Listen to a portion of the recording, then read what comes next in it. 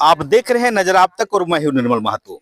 आज मैं झारखंड राज्य के बोकारो जिला के नवाडी प्रखंड अंतर्गत चपरी पंचायत के दुमहुआ जगह, क्या नाम है यहाँ, दुमहुआ जोरिया के पास जो है JLKM पार्टी के कार्यकर्ताओं ने एक वनभोज का कार्यक्रम किए हैं। आइए जानते हैं किस खुशी में और इतना लेट के बाद इन लोग क्यों मना रहे हैं। आइए जानते हैं कि यहाँ के कार्यकर्ताओं से बातचीत करते हैं। हाँ सर, आपका नाम क्या हो? मेरा नाम सूरज पांडे हुआ। किस उद्देश्य से आज वन भोज मना रहे हैं? सबसे पहले आपके चैनल के माध्यम से जितने भी दर्शक देख रहे हैं सभी को JLKM पार्टी की ओर से नव वर्ष की हार्दिक शुभकामनाएं, और ऊपर वाले से प्रार्थना करते हैं सभी स्वस्थ रहे, खुश रहे। देखिए, हम लोग आज 3 साल 4 साल से लगभग हम लोग संघर्ष कर रहे थे, मेहनत कर रहे थे अपने आरक्षण को लेकर के, अपनी नियोजन नीति को लेकर के, अपने भाषा को लेकर के। और उस संघर्ष करते करते हम लोग ऐसा हम लोग का स्थिति आ गया कि हम लोग का बात को कोई नहीं सुनने लगा। तब हम लोग है सो जा करके तैयारी किए चुनाव का, राजनीति में आने का। तो चुनाव करते करते लोकसभा में हम लोग चुनाव में तैयारी किए, बहुत मेहनत किए, जिसका परिणाम ये आया कि लगभग 3.5 लाख वोट हम लोग लाए। उसके बाद सफलता नहीं मिल पाया। फिर 6 महीना बाद फिर चुनाव हुआ विधानसभा का, जिसमें कि हम लोग जी तोड़ दिन रात एक करके मेहनत किया और विधानसभा चुनाव जीते, जिसके खुशी में हम लोग आज तक फुर्सत नहीं मिल पाया था। जैसे चुनाव उधर लड़ते रहे, कभी हम लोग घर में समय नहीं दे पाए, इधर उधर खेती बाड़ी सब व्यस्त रहे। सबको आज के डेट में जितने भी संगी साथी यहाँ पे जुटे हुए हैं, जितने भी संघर्ष किए थे, सभी साथी आज फुर्सत मिला। तो जीत के खुशी में हम लोग आज वनभोज का कार्यक्रम रखे थे चपरी के बगलत्ता गांव में, आज जंगल में। और इस वनभोज के कार्यक्रम में हम लोग कुछ कुछ मुख्य उद्देश्य से बैठक भी कर लिए कि नावाडीह प्रखंड को पूरे झारखंड में, डुमरी विधानसभा में टाइगर जयराम महतो के नेतृत्व में नावाडीह प्रखंड को सबसे बेहतरीन प्रखंड पूरे झारखंड में हम लोग बनाएंगे। ऐसा उद्देश्य लेकर आज हम लोग बैठक भी कर ली। सर, आपका सीसीएल जो आपके पोस्ट क्षेत्र में आता है, चपरी है, अमूलो है, या चपरी पंचायत या गुंजरडी पंचायत भी आपके समवर्ती पंचायत है, आपके बगल के निकट की पंचायत है, वो भी जो है सीसीएल के निकट में कम से कम 100 मैंने 100 गज की दूरी में होगी लगभग में। तो आज तक ना बिजली, ना पानी, ना कोई सुख सुविधा अभी तक जो है यहाँ के विस्थापितों को भी नहीं मिल पाया। इस पर क्या करना है? देखिए, ये सब तो गलती किसका देंगे? हमारे जनप्रतिनिधि लोग का ही गलती देंगे, जो इतने साल से शासन किए।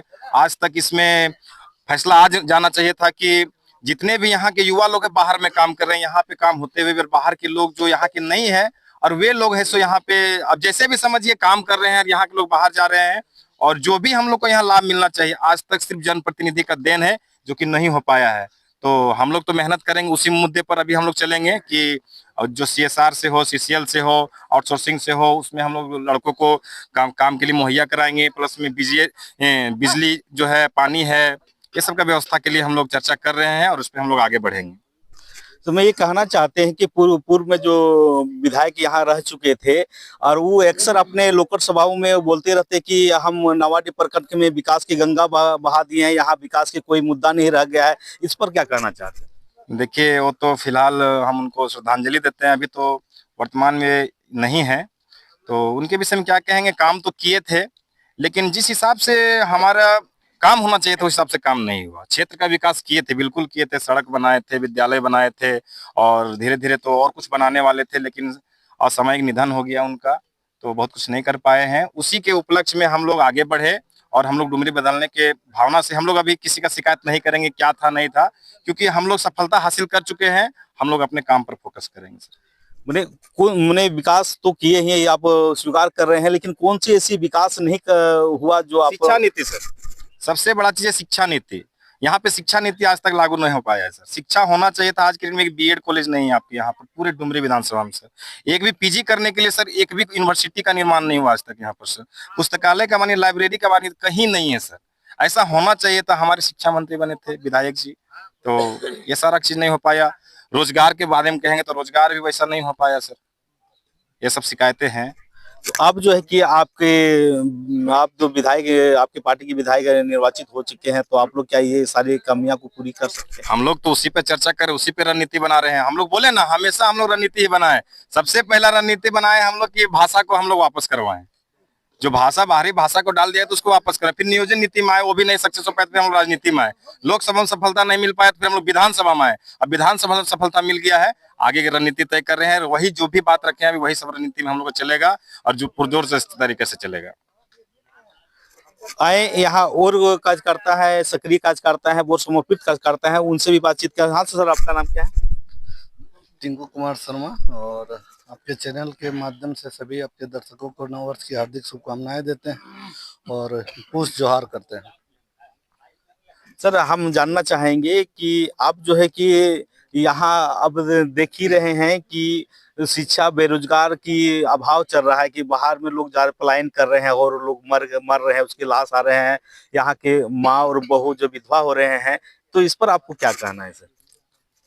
देखिए, मुख्यतः तो इसमें कोई भी प्रतिनिधि का ही दोष रहता है। सबसे सर्वप्रथम एक चीज जानिए कि बगल में इतना बड़ा कारखाना चलते हुए भी, जैसे कोलवरी चलते हुए भी, अगर यहाँ के लोग अगर पलायन कर रहे हैं तो दुर्भाग्य है। यहाँ के जो पूर्व में प्रतिनिधि रहे हैं, प्रतिनिधित्व किए हैं क्षेत्र को, उनके लिए दुर्भाग्य की बात है और उन्हीं के तर्ज पर ही उनको बदलाव किया गया है, उन्हीं को बदला गया है। अगर आज के डेट में हम लोग फिर उन्हीं के जैसा, जैसे उनके तर्ज पर हम लोग उन्हीं के कमी को पूरा करने के लिए हम लोगों को मौका दिया गया है और हम लोग चाहेंगे कि यहाँ के लोगों को और खास करके यहाँ के युवाओं को बाहर जाने का मतलब मौका ना दे। हम लोग यहीं इसी धरती में, इसी धरातल में, इसी क्षेत्र में, चाहे सीसीएल हो, चाहे तो डीवीसी हो, चाहे तो ये बीआरएल हो, इस सब में नियोजन दिलाने का काम करेंगे। ये इसी मुद्दे से हम लोग आगे बढ़ेंगे। अब आपकी पार्टी निर्वाचित हो चुकी है, तो इस पर कितना खरा उतर रहे हैं सर, रोजगार और शिक्षा पर? देखिए, रोजगार और शिक्षा के लिए तो हम लोग शुरू से ही हम लोग बात कर रहे हैं और मुख्य मुद्दा तो हम लोग का शिक्षा ही है। हम लोग अगर बात भी किए हैं तो क्या बोले, बार बार तो यही बोले कि कम से कम कुछ नहीं तो हमारे जो प्रत्याशी हैं सब तकरीबन ग्रेजुएशन पास है। किसी के पास ऐसा होगा तो बताइए। सब के सब, एक का बात नहीं बोल रहे, जितने प्रत्याशी होंगे हमारे सबके सब ग्रेजुएशन कम से कम होगा, कम से कम तो इंटर जरूर होगा। अब किन्हीं के पास होगा तो बताइए। हमको लगता है कि हर पार्टी के पास अगर 50-50 प्रत्याशी होंगे ना, तो 50 प्रत्याशी में ज्यादा से ज्यादा 2-4 को ही होगा जो कि ग्रेजुएशन किए होंगे। अब ये तो समझिए कि वैसे व्यक्ति अगर विधानसभा में पहुंचेंगे तो वो शिक्षा पर क्या विचार कर पाएंगे। तो हम लोग सब चाहते हैं कि सब पढ़े लिखे लोग आगे बढ़े और आगे बढ़ेंगे पढ़े लिखे लोग तो ऑटोमेटिकली है कि शिक्षा में विस्तार होगा। मैंने आप ये मान रहे हैं कि मैंने जो है कि शिक्षित उम्मीदवार होंगे तो तभी जो है कि ये पूरा झारखंड का विकास हो सकता है, या अशिक्षित जो उम्मीदवार रहेंगे या निर्वाचित होके आ रहे हैं तो ये अपने जो है कि समस्या को जो है कि विधानसभा में नहीं रख पाते हैं या कहीं भी नहीं रख, अधिकारी के पास भी नहीं रख पा रहे हैं, जिसके चलते कि यहाँ के लोग बेरोजगार है और शिक्षा की कमी है, यही कहना चाहते हाँ, हैं? बिल्कुल बिल्कुल बिल्कुल। और कोई बात आप जो है कि आपके मन में हो और जो आप नहीं कह पा रहे हैं, अपने मेरे दर्शकों को बताना चाहेंगे? देखिए, यहाँ के लोगों के लिए हम एक ही उद्देश्य देंगे, पूरे क्षेत्र के लोगों के लिए। आप जिस तरह से जयराम महतो पर भरोसा किए हैं, बिल्कुल आप आश्वस्त रहिए, जयराम महतो आपके लिए बिल्कुल खरे उतरेंगे और आने वाले चुनाव में, आने वाले चुनाव में जितने भी जेलकेम के प्रत्याशी होंगे एकदम निष्पक्ष रूप से रहेंगे और इतना स्पष्ट जानिए कि कम से कम तो वो जनता के हित में काम करेंगे और करप्टेड नहीं होंगे और माफिया नहीं होंगे। भले आप ये बोल सकते हैं कि वो पहचान में उनके पास कुछ नहीं होगा, जैसे एक होता है ना कि हर कोई बोलता है कि नहीं चेहरा नहीं है, चेहरा नहीं है, चेहरा नहीं। अरे भैया, चेहरा नहीं मतलब कोई वो गुंडा थोड़ी ना जी, वो पढ़े लिखे व्यक्ति है। अब पढ़े लिखे व्यक्ति अपने पढ़ाई में ध्यान देंगे कि यहाँ किसी को मारपीट करेंगे तो चेहरा नहीं मिलेगा। लेकिन हाँ, इतना जानिए कि आपके पास जितना प्रत्याशी जेल कम का रहेगा, शिक्षित रहेगा, आपके लायक रहेगा, आपके विधानसभा के लायक रहेगा और आपके विधानसभा को आगे ले जाने का काम करने वाला प्रत्याशी रहेगा। आप सिर्फ मौका देने की आवश्यकता है। डुमरी विधानसभा के जनता ने जयराम महतो के निर्वाचित अपने मत दे करके किए हैं, और अक्सर यहाँ के जनता को शिकायत रहती है कि जब भी जयराम महतो को पर्सनल मोबाइल में हम लोग फोन करते हैं तो रिसीव नहीं होता, ये क्या कारण है सर? देखिए, कारण ज्यादा विशेष कुछ नहीं है। सबसे पहली बात तो आज के डेट में ऐसी स्थिति है, जयराम बाबू को फोन भी ऐसे ऐसे ऐसे लोग भी करते हैं और उनके कारण से कुछ आवश्यक फोन कॉल जो छूट जाती है। जैसे कुछ कारण ये है कि कोई खाना खाए कि नहीं जयराम बाबू की तबीयत ठीक है कि नहीं, वैसे वैसे लोग फोन करते हैं। इसी कारण से उनका कुछ जरूरी फोन भी रहता है वो छूट जाते हैं। तो इसके लिए हम तमाम जो डुमरी विधानसभा क्षेत्र के वासियों से हम एक अपील करेंगे कि आप अपने क्षेत्र वाइज आप एक अनुमान लगाइए सर कि उनका कोई भी पंचायत में ऐसा नहीं है कि प्रतिनिधित्व नहीं कर रहा है, उनका रिप्रेजेंटेटिव हर पंचायत में है। तो आपको हम प्रयास करेंगे कि आप अपने पंचायत के जो जेल कैंप के नेता है उनसे संपर्क कीजिए, जयराम महतो से संपर्क ऑटोमेटिकली होगा। अभी तक सुनते हैं कि यहाँ विधायक प्रतिनिधित्व नियुक्त नहीं हो पाए हैं, ऐसा यहाँ के लोगों का कहना है कि हम लोग अपना बात को अपने फरियाद को कहाँ रखेंगे। नहीं, जैसे माननीय विधायक जी का कहना था कि नए साल में और पूस के बाद हम लोग प्रतिनिधित्व का घोषणा करेंगे। तो अभी फिलहाल पूस खत्म ही हुआ है, अब जयराम जी अपने हिसाब से इसमें चर्चा करेंगे। इस पे हम लोग कुछ नहीं बोल सकते हैं और कुछ नहीं। धन्यवाद, आप बहुत विस्तार से बात की। यहाँ और लोग हैं उनसे भी बात करते हैं। सर आपका नाम क्या हुआ? मेरा नाम बालेश्वर महतो। सबसे पहले आपके चैनल को नववर्ष की हार्दिक शुभकामनाएं और आपको भी। अब सर आपका सवाल।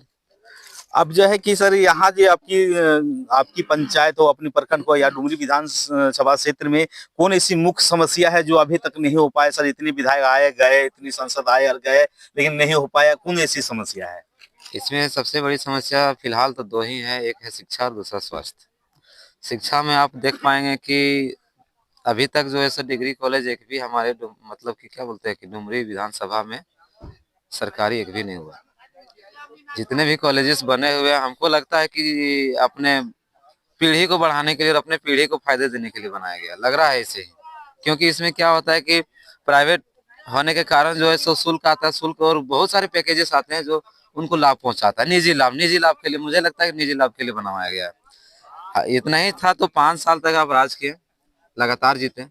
उसमें से हम बुराई तो नहीं करना चाहते हैं और ना ही मतलब ये है कि हम उसी को बढ़ाने का अपने विधायक जी से उम्मीद रखता हूँ कि प्रयास करूंगा कि जो है सो जो प्राइवेट कॉलेज कम से कम हमारे डुमरी विधानसभा में 2 या 3 सरकारी उसमें से हो, ताकि लोगों की जो निःशुल्क शिक्षा प्राप्त हो। और टाइगर दा का ये मतलब घोषणा भी मैनिफेस्टो में भी जारी किए हैं कि KG to PG तक जो है सो फ्री पढ़ाई। तो फ्री पढ़ाई कैसे होगा जब तक कि गवर्नमेंट कॉलेजेस नहीं बनेंगे। अब दूसरी चीज है कि आप विकास की जहां तक बात की तो विकास अधिकांश ठेकेदारों का हुआ है। इसका उदाहरण आप BED कॉलेज देख लीजिए। BED कॉलेज बने सालों हो गए लेकिन अभी तक कोई टीचर का बहाली नहीं हुआ है। इस तरह आपका डिग्री कॉलेज आपका नावाडीह में भी देवी कॉलेज के पीछे देखेंगे, जहाँ तक हमको जानकारी वहां तक मैं बता रहा हूँ कि वहां भी देखिए बैल घुस रहा है। आपका कोकलोडी के नजदीक जुनोडी तरफ है, वहां भी आप देखेंगे उर्दू कॉलेज, इसका गेट उट सब समाप्त हो चुका है। अभी सिर्फ बिल्डिंग बना, तो किसका फायदा हुआ? ठेकेदारों का हुआ। तो उसके बाद आते हैं स्वास्थ्य में। स्वास्थ्य में आप प्रत्येक पंचायत में जाइए, सूरही पोर्सो या कहीं भी जाइए, 90% पंचायतों में आपको डॉक्टर नहीं मिलेंगे। कहीं कहीं आपको मिलेंगे तो नर्स को बिठा दिया गया, वहां भी कुछ ना कुछ करप्शन ही चल रहा है। जाइए तो दवा नहीं मिलेगा, ये नहीं मिलेगा, वो नहीं मिलेगा। उनसे बोलिए हमको डॉक्टर से मिला, डायरेक्ट बोलेंगे डॉक्टर हम नहीं है। ये सब क्या है? कहाँ स्वास्थ्य में विकास किए हैं? ठीक है, बहुत बहुत धन्यवाद सर। सर आपसे हम जानना चाहेंगे कि पूर्व के विधायक अक्सर कहते रहते हैं कि हमने जो है डुमरी विधानसभा क्षेत्र में शिक्षा का लक्ष्य जगा दिए हैं, इस पर आप क्या कहना चाहते हैं? सबसे पहले दादा आपका चैनल का हार्दिक अभिनंदन करते हैं।